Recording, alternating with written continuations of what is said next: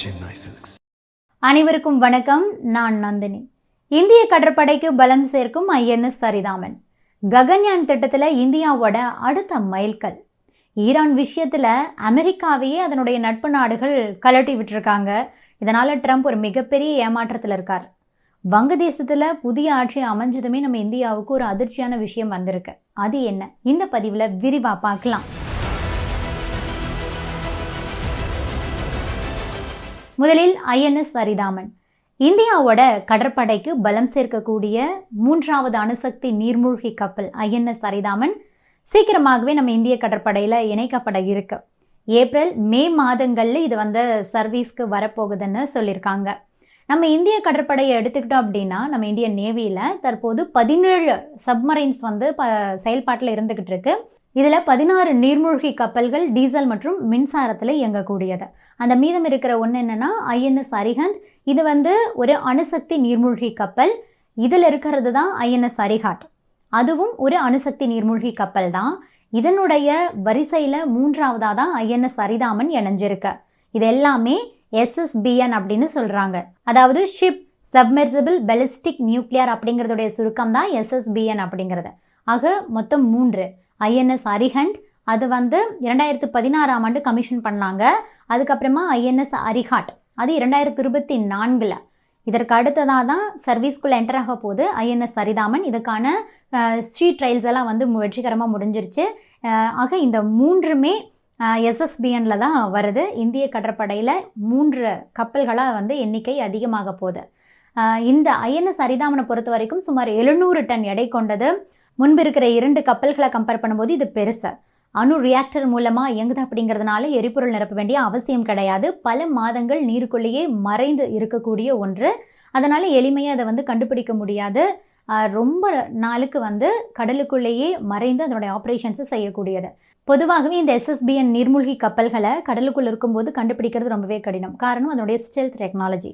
அப்படியே கண்டுபிடிச்சு தாக்கினாலும் கூட செகண்ட் ஸ்ட்ரைக் கேப்பபிலிட்டி அப்படின்னு சொல்லப்படக்கூடிய தாக்கப்பட்டதுக்கு அப்புறமாவும் கூட எதிர்த்தாக்குதல் நடத்தக்கூடிய திறன் கொண்டது. அது என்ன செகண்ட் ஸ்ட்ரைக் கேப்பபிலிட்டி அப்படின்னா, நம்ம நாட்டை பொறுத்த வரைக்கும் அணு ஆயுத கொள்கையை எடுத்துக்கிட்டோம்னா நம்ம நாடு எந்த நாட்டின் மீதும் அணு ஆயுத தாக்குதலை நடத்த மாட்டாங்க. ஆனால் மற்ற நாடுகள் நம்ம நாடு மீது நடத்துகிறாங்க அப்படிங்கிற பட்சத்தில் நாம் எதிர்த்தாக்குதலை நடத்துவோம். இதுதான் நம்ம நாட்டுடைய கொள்கை. அதை தான் செகண்ட் ஸ்ட்ரைக் கேப்பபிலிட்டி செய்யறதுக்கான அனைத்து ஆப்ரேஷன்ஸும் இதிலிருந்து பண்ண முடியும் அப்படின்னு சொல்கிறாங்க. இதில் சுமார் 750 கிலோமீட்டர் ரேஞ்ச் கொண்ட K-15 சகாரிகா, அது போக 3500 கிலோமீட்டர் ரேஞ்ச் கொண்ட K-4 SLBM, இந்த ஏவுகணைகளை இதிலிருந்து நம்ம லான்ச் பண்ண முடியும். மொத்தத்தில் SSBN அப்படின்னு சொன்னாவே nuclear reactor, ballistic missile integration, stealth technology, அதுக்கப்புறம் அண்டர் வாட்டர் என்டியூரன்ஸ், இந்த மாதிரியான சிறப்பம்சங்களால் கடலில் வலம் வரக்கூடிய ஒரு அணுசக்தி ராஜா அப்படின்னு இதை நம்ம சொல்லலாம். நம்மக்கிட்ட மொத்தமாக 3 SSBN இருக்குது. இதில் ஒரு SSBN மெயின்டெனன்ஸில் இருக்கும், ஒரு SSBN பயிற்சியில் இருக்கும், இன்னொரு SSBN பேட்ரோலில் இருக்கும். இந்த 3 கப்பல்கள் இருக்கும்போது ஷீ பேஸ்ட் நியூக்ளியர் டெட்டரன்ஸ் நம்ம நாட்டுக்கு சாத்தியமாகுது. கடலில் இந்தியா அணு ஆயுத சக்தியோடு இருக்குது அப்படிங்கிறது எதிரிகளுக்கு இதன் மூலமாக நம்மளால் உணர்த்த முடியும். அடுத்ததாக நம்ம ககன்யான் திட்டத்தில் வீரர்களை பாதுகாப்பாக தரையிறக்கக்கூடிய பேராஷூட் சோதனையை வெற்றிகரமாக பண்ணியிருக்காங்க.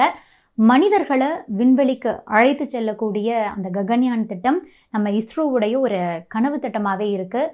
இதனுடைய ஒரு பகுதியாக தான் நம்ம இந்திய விமானப்படையை சேர்ந்த சுபான்சு சுக்லா உள்ளிட்ட 4 குரூப் கேப்டன்கள் விண்வெளி வீரர்களாக தேர்வு செய்யப்பட்டு அவங்களுக்கு தேவையான பயிற்சிகள் எல்லாம் வழங்கப்பட்டுக்கிட்டு இருக்கு. இதுக்காக பல்வேறு கட்ட சோதனைகளை இந்த ககன்யான் திட்டத்தில் இஸ்ரோ மேற்கொண்டு வராங்க. அது உங்களுக்கே தெரியும். அந்த வகையில் தான் சண்டிகரில் செயல்பட்டு வரக்கூடிய டெர்மினல் பெலிஸ்டிக் ரிசர்ச் லெபார்டரி இருக்குல்ல, அங்கே இருக்கக்கூடிய ரெயில் ட்ராக் ராக்கெட் ஸ்லட், அந்த பகுதியில் விண்வெளி வீரர்களை பாதுகாப்பாக பூமியில் தரையிறக்கக்கூடிய பேராஷூட் சோதனையை DRDO வெற்றிகரமாக செய்து முடிச்சிருக்காங்க. இது ககன்யான் திட்டத்தில் ஒரு முக்கிய மைல்கல்லாவே பார்க்கப்படுது. இந்த சோதனை விண்வெளி வீரர்கள் பூமிக்கு ரொம்ப பாதுகாப்பாக திரும்புறத உறுதி பண்ணியிருக்கு. அடுத்ததான் அமெரிக்கா ஈரான் தொடர்பானது. ஈரானை ரவுண்டு கட்டுறதுக்கு அமெரிக்கா தீவிரமாக முயற்சி பண்ணிட்டு இருக்காங்க. ஆனால் ஈரானை தாக்குறதுக்கு எங்கள் நாட்டோட ஏர் ஸ்பேஸை நீங்கள் பயன்படுத்தக்கூடாது, அதுக்கு நாங்கள் அனுமதிக்க மாட்டோம் அப்படின்னு சவுதி அரேபியா கட் அண்ட் ரைட்டாக சொல்லிட்டாங்க. இப்படி இருக்கும்போது இந்த விஷயத்தில் பிரிட்டன் கூட அமெரிக்காவுக்கு எதிராக தான் தன்னுடைய கருத்து சொல்லியிருக்கு. ஈரான் கிட்ட அணுசக்தி இருக்குது, ரஷ்யாவோட உதவியால் தன்னிச்சையாக அணுசக்தியை பயன்படுத்தி அவங்களுடைய மின்சார தேவைகள், அது போக ஆயுத தேவைகளை எல்லாம் பூர்த்தி பண்ணிக்கலான்னு ஈரான் வந்து திட்டமிடுறாங்க.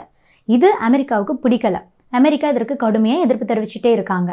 அதாவது ஈரான் அணுசக்தியை வச்சுக்கிட்டு எப்போ வேணாலும் அணுகுண்டு தயாரிக்கலாம், இது உலக நாடுகளுக்கு ஒரு டேஞ்சர், அதனால் இதை நாங்கள் தடுக்க போகிறோம் அப்படின்னு எதிர்க்கிறாங்க. இப்படி இருக்கும்போது தான் உருவாக்கிட்டு இருக்கக்கூடிய அந்த அணுசக்தி ஒப்பந்தத்தில் நீங்கள் கையெழுத்து போடணும் அப்படின்னு ஈரானை கம்பல் பண்ணிட்டு இருக்காங்க அமெரிக்கா. ஒருவேளை அந்த ஒப்பந்தம் கையெழுத்தாகலை அப்படின்னாலோ அல்லது அந்த டீல் வந்து கையெழுத்தாகிறதுக்கு தாமதமானாலோ ஈரான் மீது தாக்குதல் நடத்தப்படும் அப்படிங்கிற ஒரு மிரட்டலை வந்து ட்ரம்ப் கொடுத்துருக்காரு. வெறுமனே மிரட்டலோட மட்டும் அவர் நிறுத்திக்கலைங்க. ஈரானுக்கு பக்கத்தில் தன்னோட 2 சக்தி வாய்ந்த விமானம் தாங்கி போர்க்கப்பல்களையும் வேற நிறுத்தி வச்சிருக்காரு. இந்த விஷயம்தான் இப்போ சர்வதேச அளவில் ஹாட் டாப்பிக்காக இருக்கு. எப்போது வேண்டுமானாலும் ஈரான் மீது அமெரிக்கா தாக்குதல் நடத்தலாம். ஏன்னா ட்ரம்ப் பற்றி நமக்கே தெரியும், எப்போ என்ன பேசுவார் என்ன செய்வார் அப்படிங்கிறது அவருக்கு மட்டும்தான் தெரியும். ஆக ஈரானே வந்து இப்போ ஒரு உச்சக்கட்ட பதற்றத்தில் தான் இருக்காங்க. நிலைமை இப்படி இருக்கும்போது பிரிட்டன் தரப்புலேருந்து வந்திருக்கக்கூடிய ஒரு தகவல் தான் ட்ரம்ப்புக்கு வந்து ஒரு அதிர்ச்சியையும் ஏமாற்றத்தையும் கொடுத்துருக்கு. அதாவது ஈரானை தாக்கறதுக்கு தங்களோட கட்டுப்பாட்டில் இருக்கிற டியாகோ கார்சியா, அது போக சாகோஸ் ஐலாண்ட்ஸ் இதை வந்து பயன்படுத்தி கொள்ள பிரிட்டன் வந்து அமெரிக்காவுக்கு அனுமதி கொடுக்கவில்லை அப்படின்ட்டு ப்ளூம்பர்க் செய்தி ஊடகம் நியூஸாக வெளியிட்டிருக்காங்க. இதுதான் ட்ரம்ப்பை வந்து இப்போ டென்ஷன் ஆக்கியிருக்கு. ஈரானை தாக்குறது அப்படின்னாவே சவுதி, யுஏஇ மாதிரியான நாடுகள்லேருந்து அட்டாக் பண்ணுறது தான் ஈஸியாக இருக்கும்.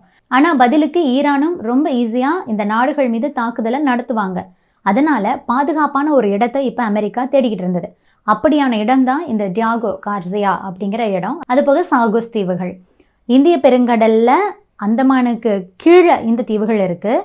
இது இந்திய பெருங்கடலில் இருந்தாலுமே கண்ட்ரோல் என்னவோ பார்த்தீங்கன்னா எல்லாமே பிரிட்டன் கிட்ட தான் இருக்குது. இந்த தீவுகளுக்கும் ஈரானுக்கும் இடையில கிட்டத்தட்ட 4000 கிலோமீட்டர் தூரம் இருக்குது. இதை அமெரிக்காவோட அந்த B2 ஸ்பிரிட் மாதிரியான போமர்ஸ் இருக்கு இல்லையா, அந்த விமானங்களை வச்சு எளிமையாக கடந்து போய் ஈரானை தாக்க முடியும். ஆனால் பதிலுக்கு ஈரானால் இந்த விமானங்களை தாக்க முடியாது. 4000 கிலோமீட்டர் டிஸ்டன்ஸ் அப்படிங்கிறது அமெரிக்காவுடைய விமானங்களுக்கு ஒரு பாதுகாப்பான தூரம். அதனால் இந்த தீவுகளை பயன்படுத்துறதுக்கு ட்ரம்ப் கேட்டுக்கிட்டு இருக்காரு. ஆனால் என்னதான் நட்பு நாடாக இருந்தாலும் பிரிட்டனோட அனுமதி இல்லாமல் ட்ரம்ப்னால ஒரு ஏவுகணையை கூட அமெரிக்காவால் அங்கிருந்து லான்ச் பண்ண முடியவே முடியாது. இப்படி இருக்கும்போது அமெரிக்காவுக்கு பிரிட்டன் வந்து அனுமதி கொடுக்கல. ஏற்கனவே சவுதி, யுஏஇ இந்த நாடுகளும் பார்த்தீங்கன்னா நீங்கள் ஈரானை தாக்குற மாதிரி இருந்தால் எங்களுடைய ஏர் ஸ்பேஸை வந்து நீங்கள் பயன்படுத்தக்கூடாது அப்படின்னு ஏற்கனவே சொல்லிட்டாங்க. அதே மாதிரி பாகிஸ்தான்லேருந்தும் இந்தியாவிலிருந்தும் ஆப்கானிஸ்தான்லேருந்தும் கூட ஈரான் வந்து தாக்க முடியாது. இந்த நாடுகளும் இதுக்கு வந்து கண்டிப்பாக ஒத்துக்கவே மாட்டாங்க. அதனால் இப்போ என்ன பண்ணுறதுன்னு தெரியாமல் ட்ரம்ப் வந்து குழப்பத்தில் இருக்கார். நாம் வேறு வீர ஆவேசமாக பேசிட்டோமே, இனி அடுத்து என்ன பண்ணுறதுன்னு கையை பசஞ்சிட்டு இருக்காரு ட்ரம்ப். இந்த நேரத்தில் INSS institute for national strategic ஸ்டடீஸோடைய ஆய்வாளரும் முன்னாள் உளவுத்துறை அதிகாரியுமான பென்னி சபாட்டி என்ன சொல்லியிருக்காருன்னா, ஈரான் ஒரு பேரழிவு போருக்கு வந்து தயாராகிட்டு இருக்கு, டூம்ஸ்டே வார்க்கு வந்து தயாராகுது. அது உண்மைதான். ஈரான் ஆட்சி பல ஆண்டுகளாக ரொம்ப மோசமாக இருக்குது. அந்த நாட்டு மக்களே ஈரான் ஆட்சிக்கு எதிராக இப்போ இருக்கிறாங்க. அங்கே போராட்டங்களும் வெடிச்சுக்கிட்டு இருக்கு. இதை திசை திருப்புறதுக்கு ஈரான் வந்து அவங்களும் எப்போ வேணாலும் போர ஆரம்பிக்கலாம். இதனால் சில சேதம் ஏற்பட வாய்ப்பு இருக்கிறது உண்மைதான். ஆனாலும் அமெரிக்காவை கம்பேர் பண்ணும்போது ஈரான் அவ்வளோ ஸ்ட்ராங் கிடையாது. அமெரிக்கர்களுடைய தரம், அக்யூரசி, அவங்களுடைய ஆக்ஷன்ஸை வந்து ஈரானால் அவங்க வந்து ஈடு கொடுக்கவே முடியாது. 12 நாட்கள் போரில் நம்ம பார்த்துருக்கோம். அவங்க வலிமையானவர்கள் கிடையாது. போர் வெடிச்சதுன்னா ஈரானுக்கு தான் அது நஷ்டம், அது அவங்களுக்கே தெரியும், நல்லாவே தெரியும் அப்படின்னு சொல்லிட்டு அவர் வந்து பேசியிருக்காரு. இருந்தாலும் ட்ரம்ப் வந்து இப்போ என்ன பண்ண போகிறாரு அப்படிங்கிறது தான் ஒரு முக்கியமான கேள்வியாக இருக்கு. அடுத்ததான் வங்கதேசம் தொடர்பானது. வங்கதேசத்தில் இப்போ வந்து தேர்தல் நடந்து முடிஞ்சு புதிய அரசு பதவியேற்றிருக்காங்க. இதனால் இந்தியா வங்கதேசம் இடையே இருக்கக்கூடிய உறவு அப்படிங்கிறது கொஞ்சம் சீரடையும் அப்படிங்கிற ஒரு எக்ஸ்பெக்டேஷன் இருக்குது. ஆனால் இதற்கிடையில் ஒரு குண்டை தூக்கி போட்டிருக்காங்க பங்களாதேஷ். அது என்ன அப்படின்னா, திடீர்னு இந்தியாவுடைய விமான நிறுவனத்துக்கு வங்கதேசம் தன்னுடைய வான்பரப்பை வந்து பயன்படுத்துறதுக்கு தடை விதிச்சிருக்காங்க. இதுக்கான காரணமும் இருக்குதுங்க. யாருமே எதிர்பார்க்காத வகையில் இந்திய விமான நிறுவனமான ஸ்பைஸ்ஜெட் நிறுவனத்துக்கு தான் வங்கதேசம் வந்து தடை விதிச்சிருக்காங்க. வங்கதேசத்தோட நிலுவைத் தொகை பாக்கி காரணமாக தான் ஸ்பைஸ்ஜெட் நிறுவனங்களுக்கு தடை விதிக்கப்பட்டிருக்கிறதாகவும் மற்ற இந்திய விமானங்களுக்கெல்லாம் எந்த ஒரு பிரச்சனையும் இல்லை அப்படின்னு வங்கதேசம் தரப்புலேருந்து சொல்லப்பட்டிருக்கு. இந்த நிலுவைத் தொகையை செலுத்தாத காரணத்தினால தான் நாங்கள் ஸ்பைஸ் ஜெட் விமானத்தை எங்களுடைய ஏர் ஸ்பேஸை பயன்படுத்தக்கூடாதுன்னு நாங்கள் தடை விதிச்சிருக்கிறோங்கிற ஒரு எக்ஸ்ப்ளனேஷனையும் அவங்க கொடுத்துருக்காங்க. இந்த நிலுவைத் தொகை தொடர்பாக வங்கதேச அதிகாரிகள் பல முறை ஸ்பைஸ் ஜெட் நிறுவனத்துக்கு வார்னிங்கும் கொடுத்துட்டாங்களாம். இருந்தாலும் அதுக்கப்புறமும் கூட ஸ்பைஸ் ஜெட் அந்த நிலுவைகளையெல்லாம் செலுத்த தவறுனதுனால தான் இந்த மாதிரியான ஒரு ஆக்ஷனை எடுத்திருக்கிறதா பங்களாதேஷ் வட்டாரம் சொல்லுது.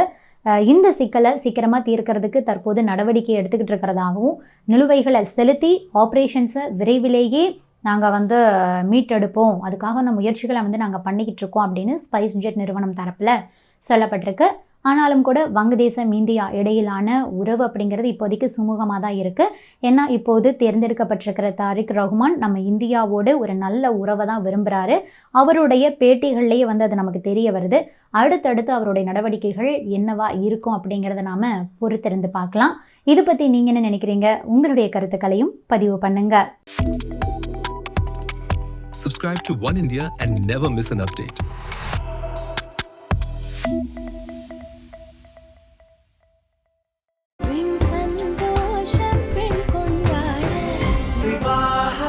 மணப்பெண்ணின் பிரத்யேகமான திருமணம் விவாஹா தி சென்னை சில்க்ஸ்.